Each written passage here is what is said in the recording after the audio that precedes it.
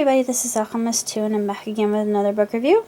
I just recently finished Thelma Labelle's Sensation, The New Science of Physical Intelligence, and this book is absolutely fascinating. It speaks of a number of different topics, specifying color, texture, weight, attraction, space, metaphors, smell, let's see what else she talks about. Guilt, and actually guilt and morality and cleaning. And yeah, it's all very, very interesting. And I like her introduction. It's very revolutionary, I think, and also very revealing as to what physical cues actually drive us as human beings. And I never really put that much impetus on it, but for instance, Thelma writes here, I like this experiment, by the way. I thought it was just absolutely grand. She says, is 2008 at Yale University. Okay.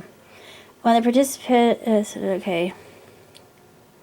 They're asked to read a description of someone called Person A, who is characterized as skillful, intelligent, determined, practical, industrious, and cautious.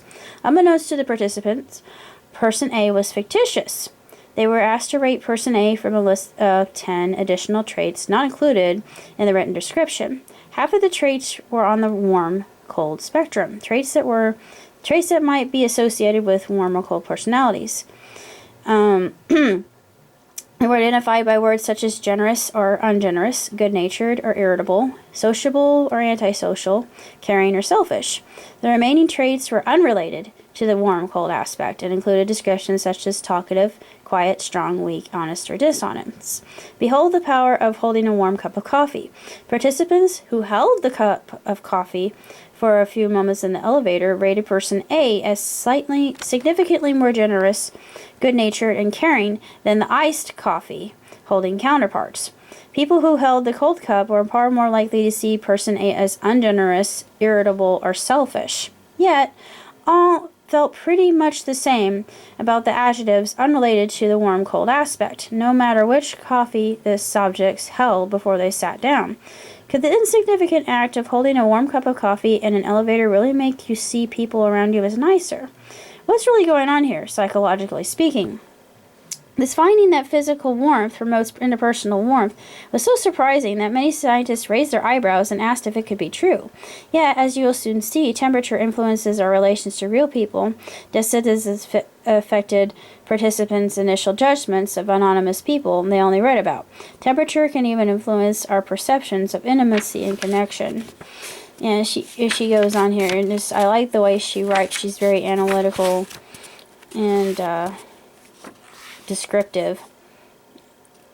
And I love this part about shaving. Now, life is a series of negotiations. Yeah, Thelma, tell me about it. When we negotiate, sometimes we're soft, even too soft. On other occasions, we're hard, even too hard. Have you ever decided not to budge on a bedtime but later change your position? Do you usually stand your ground, ignoring the other person's argument?